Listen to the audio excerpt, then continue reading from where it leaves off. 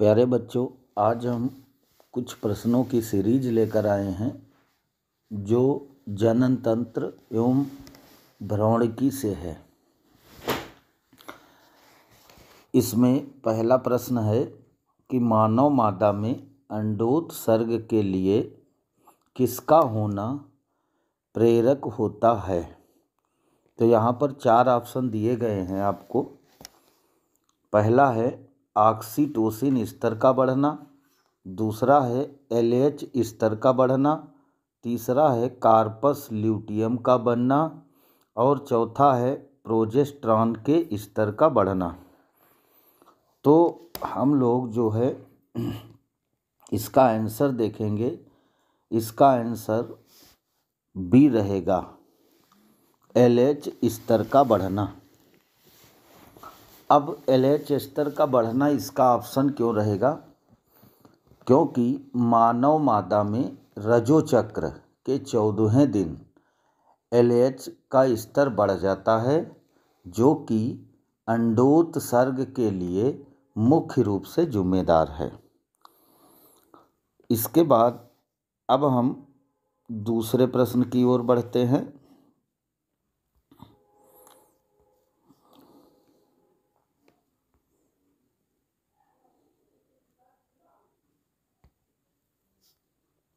दूसरा प्रश्न है, अंडोत्सर्ग के बाद हार्मोन्स का स्रावण करने वाली संरचना है। यहाँ पर 4 ऑप्शन दिए गए हैं और इन चारों ऑप्शन को पढ़िए। पहला ऑप्शन है कार्पस एल्बिकेंस, दूसरा ऑप्शन है कार्पस स्पैंजियोसम, तीसरा ऑप्शन है कार्पस कैलोसम और चौथा ऑप्शन है कार्पस ल्यूटियम। अब इस प्रश्न का उत्तर हो जाएगा चौथा। इस प्रश्न का उत्तर चौथा हो जाएगा, कार्पस ल्यूटियम। अब ये कार्पस ल्यूटियम कैसे है आंसर? अंडोत्सर्ग के बाद अंडाशय के अंदर ग्राफियन फॉलिकल की एक छोटी सी पीली संरचना में परिवर्तन हो जाता है। मतलब कार्पस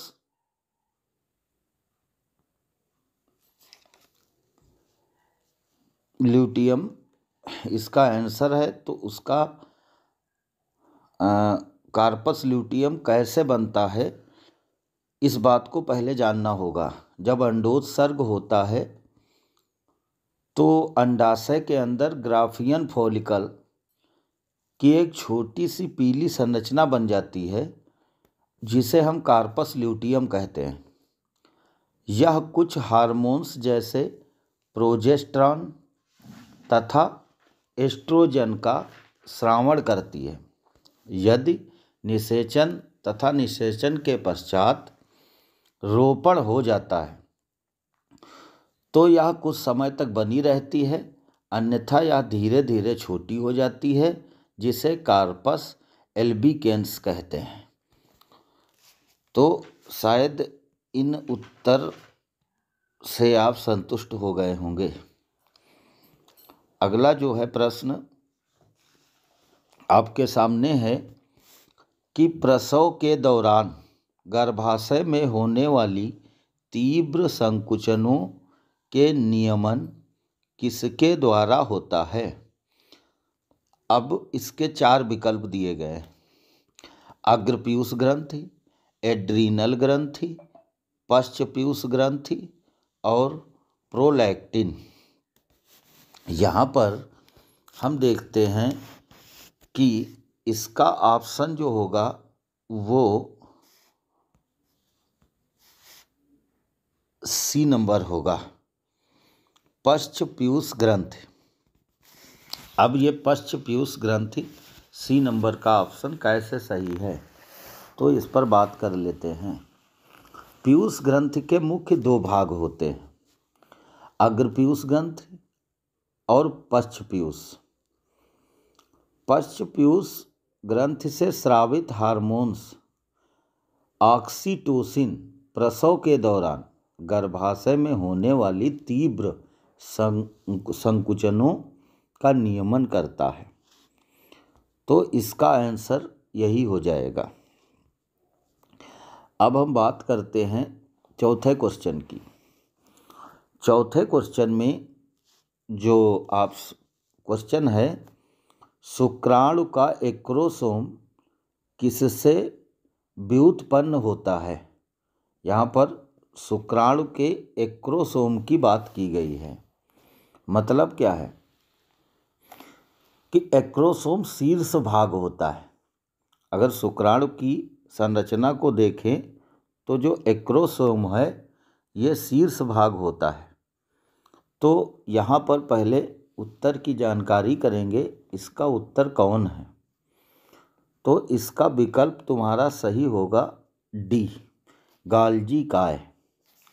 अब गाल्जी काय कैसे है कि शुक्राणु के शीर्ष भाग पर उपस्थित संरचना एक्रोसोम कहलाती है। जो इसके शुक्राणु का शीर्ष होता है वो एक्रोसोम कहलाता है, जो कि गाल्जी काय से बनी होती है। एक्रोसोम जो है ये गाल्जी काय से बना होता है। एक्रोसोम में कुछ जल अपघटनीय एंजाइम, हाइड्रोलाइटिक एंजाइम्स होते हैं जो कि निषेचन के दौरान अंडकला को अपघटित कर देते हैं। तो इसलिए इसका आंसर चौथा अर्थात डी सही होगा। इसके बाद हम अगले क्वेश्चन को देखते हैं, पांचवें क्वेश्चन को, कि वह हार्मोन्स जो गर्भावस्था को बनाए रखने में बहुत महत्वपूर्ण है, ऐसा कौन सा हार्मोन्स है जो गर्भावस्था को बनाए रखता है। तो यहाँ पर 4 विकल्प दिए गए हैं। 4 विकल्प में हम देखते हैं ऑक्सीटोसिन, FSH, प्रोजेस्टेरॉन और चौथा विकल्प है टेस्टोस्टेरॉन। अब गर्भावस्था को बनाए रखने में महत्वपूर्ण योगदान अगर इसकी बात आती है तो इसका विकल्प होगा प्रोजेस्टेरॉन। कैसे होगा? प्रोजेस्टेरॉन हार्मोन्स अंडाशय, ओवरी से स्रावित होने वाला एक ऐसा हार्मोन्स है।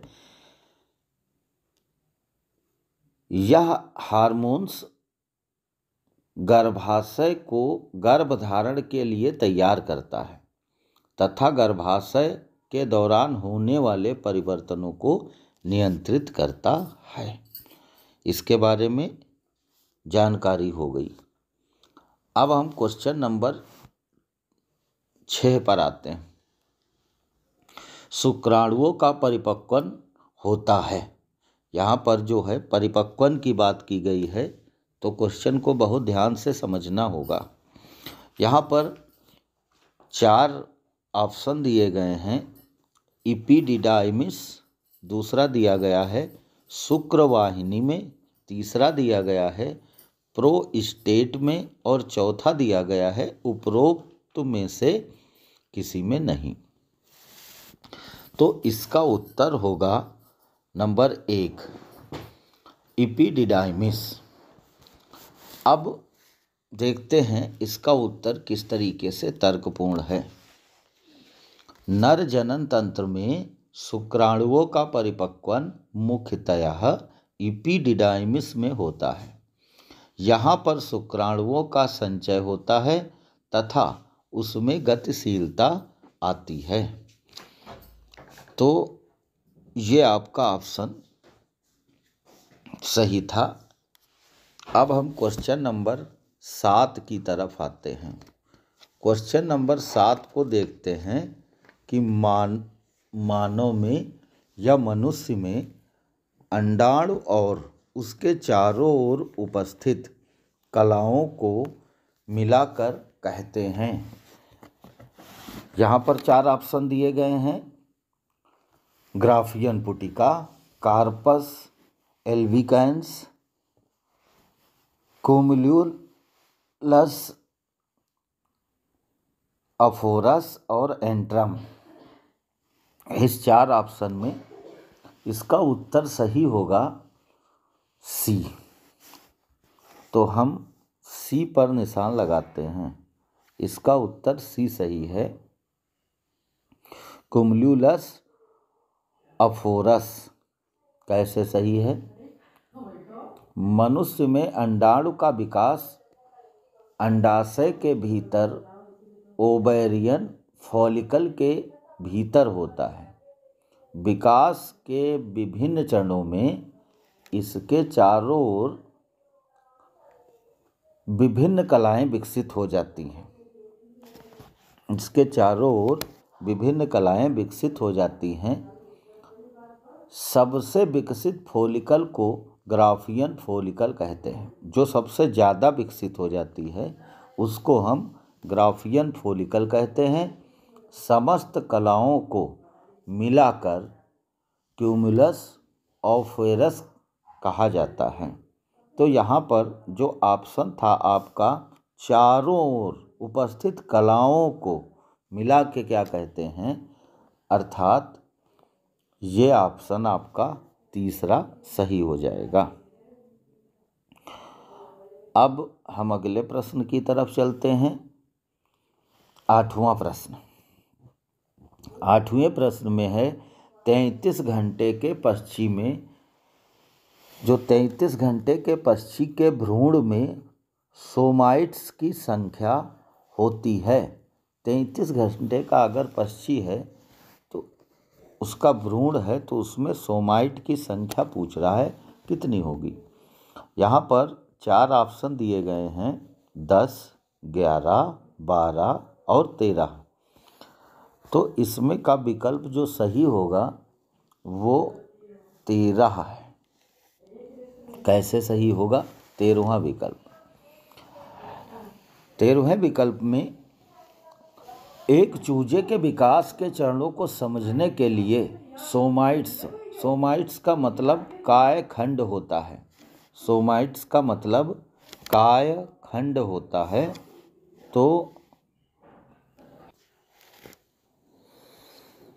तो एक चूजे के विकास को समझने के लिए हम सोमाइट्स को बहुत अधिक महत्व देते हैं। सोमाइट्स का मतलब होता है कायखंड। सोमाइट की संख्या के आधार पर एक चिक भ्रूण की आयु की गणना की जाती है। अब 21 घंटे के चिक भ्रूण में 2 सोमाइट होते हैं। 24 घंटे के भ्रूण में 4 तथा 33 घंटे के चिक भ्रूण में 13 सोमाइट निर्मित हो जाते हैं। अर्थात इसका उत्तर जो सही होगा वो 13 होगा। एक चूजे के पूर्ण विकास के दौरान अंततः 52 जोड़ी कायखंडों या सोमाइट्स का निर्माण होता है। यद्यपि बाद में 10 जोड़ी कायखंड नष्ट हो जाते हैं। हालांकि गणना का यह तरीका बहुत सटीक नहीं है। ऐसा नहीं कहा जा सकता है कि ये गणना जो है बहुत सटीक है, लेकिन फिर भी चिक भ्रूणकी में आयु की गणना के लिए ये बहुत सटीक सिद्ध होता है। अगला प्रश्न हम देख लेते हैं। 9वां, 33 घंटे के चिक भ्रूण में कितने सोमाइट्स होते हैं? अब चूँकि ये प्रश्न अभी हमने बताया है और ये पुनः आ गया है, तो इसका ऑप्शन जो है यही 13 होगा। आगे हम देखते हैं। इसके बाद क्वेश्चन 10वां क्वेश्चन देखते हैं। 4 जोड़े कायखंडों के साथ कुक्कुट का भ्रूण होता है। जब 4 जोड़े कायखंड होते हैं तो इसका भ्रूण कैसा होता है, इस बात की तो 4 जोड़ी के लिए जो है ऑप्शन नंबर वो बता रहा है 4 जोड़ी के साथ, हाँ तो घंटे की बात कर रहा है। 4 ऑप्शन दिए गए, 20 घंटा, 22 घंटा, 24 घंटे और 18 घंटे। तो इसका उत्तर तो अभी बताया ही जा चुका है आपको पहले कि 24 घंटे के चिक में जो है 4 जोड़े आय कायखंड उसमें होते हैं। तो ये पहले से ही आपको पता होगा, एक्सप्लेनेशन की कोई ज़रूरत नहीं है। अब हम अगले क्वेश्चन की तरफ आते हैं। Question number 11। मुर्गे के भ्रूण में 4 जोड़ी सोमाइट्स बनते हैं। अब यह 4 ऑप्शन दिए गए हैं। ऊष्मायन अवधि के 12 घंटे बाद, 15 घंटे बाद, 18 घंटे बाद और 24 घंटे बाद। यहाँ पर जब हम देखते हैं क्वेश्चन नंबर 11, तो इसका भी ऑप्शन आपके पास है। 4 जोड़ी की बात आ गई है, तो 4 जोड़ी में अभी मैंने इसका उत्तर एक बताया है आपको, तो इसका उत्तर हो जाएगा 24 घंटे बाद, ऊष्मायन अवधि के 24 घंटे बाद। यहाँ से क्वेश्चन बहुत से आते हैं परीक्षा में। अब फिर एक क्वेश्चन अगला है, चूजे के पूर्ण विकास के दौरान अंततोगत्वा कितने जोड़ी कायखंड निर्मित हो जाते हैं। तो अभी भी इसका आंसर तुरंत हमने दिया था। अंततोगत्वा इसमें 52 जोड़ी कायखंड विकसित हो जाते हैं, क्योंकि इसके पहले हम पूरी तरीके से आपको बता चुके हैं कि कायखंडों की संख्या के आधार पर ही हम इसकी आयु की गणना करते हैं। मैंने बताया था 21 घंटे में 2 सोमाइट बनते हैं, 24 घंटे में 4 बन जाते हैं तथा 33 घंटे में 13 और पूरे विकास के दौरान 52 जोड़ी सोमाइट्स बन जाते हैं। तो यहाँ पर उत्तर जो सही होगा वो 52 होगा। क्वेश्चन नंबर 13 देखते हैं।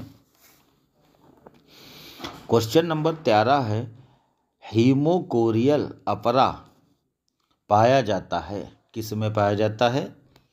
नंबर यहाँ पर ऑप्शन जो दिए गए हैं, मनुष्य तथा बंदरों में, बिल्ली तथा ऊंट में, शेर तथा चीते में, जिराफ तथा घोड़े में।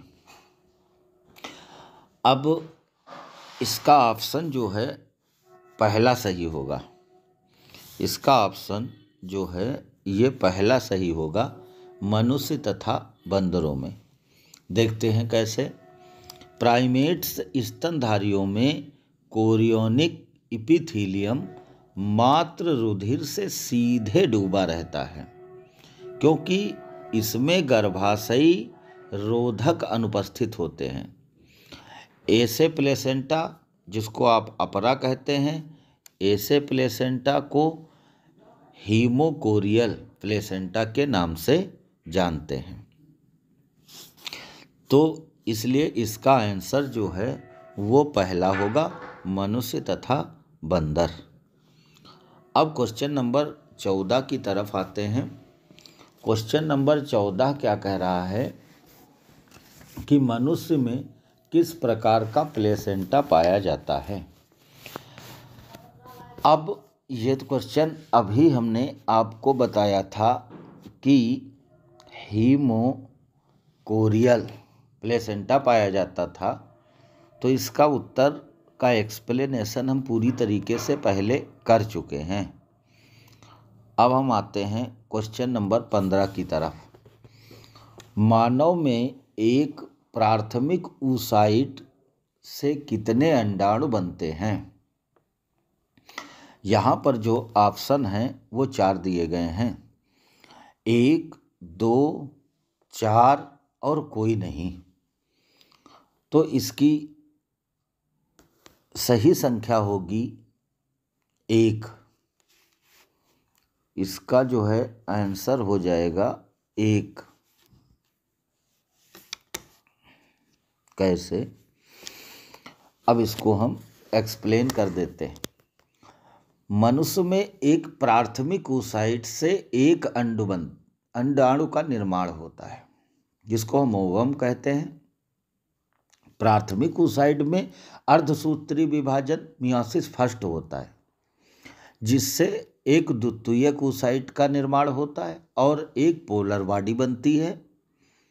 द्वितीयक oocyte में द्वितीय अर्धसूत्री विभाजन अर्थात मियोसिस सेकंड होता है और मियोसिस सेकंड से एक अंडाणु बनता है तथा एक सेकेंडरी पोलर बॉडी बनती है, और दोनों ही ध्रुवकाय में सामान्यतः कोई विभाजन नहीं होता, अर्थात पोलर बॉडी जो होती हैं इनका विभाजन नहीं होता है।